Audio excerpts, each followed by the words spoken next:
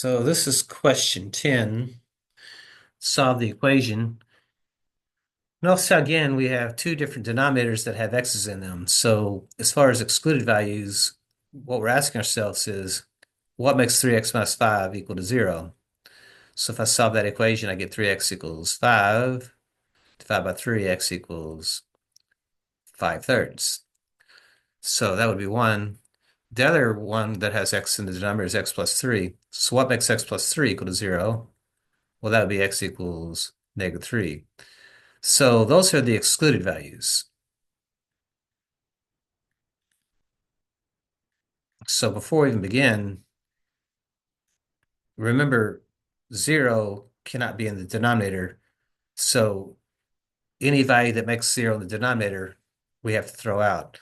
So if you put 5/3 in this denominator, it's going to generate a 0, which we cannot have.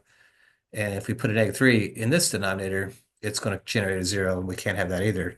So those are the two values we have to watch out for.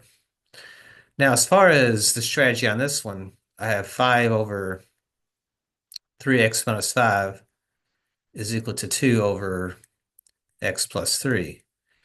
One thing I recognize, this is a proportion. If I have a fraction equal to a fraction, this is a proportion. And we have a proportion, so when a proportion is present, notice that cross multiplying is a good strategy to use. So we actually can use the cross products here to solve this, and that will actually get rid of the fractions for us. So essentially what we're doing then is multiplying the 5 times the x plus 3, and we're multiplying the 2 times the 3x minus 5. Now there's no longer any fractions. So I've can now deal with just this equation. But remember, our solutions have to work for the original equation, which does have fractions in it. So as we move through this problem, we can distribute the 5 through the parentheses over here, and we can distribute the 2 through the parentheses over here to remove parentheses. So 5 times x is 5x, 5 times 3 is 15, and then 2 times 3x is 6x, 2 times -5 is -10. Now to solve for x, again, I need to get the x on the same side of the equation. So it looks like I'm going to lose a 5x here since it's smaller than 6x, and I'm going to lose a 5x over there.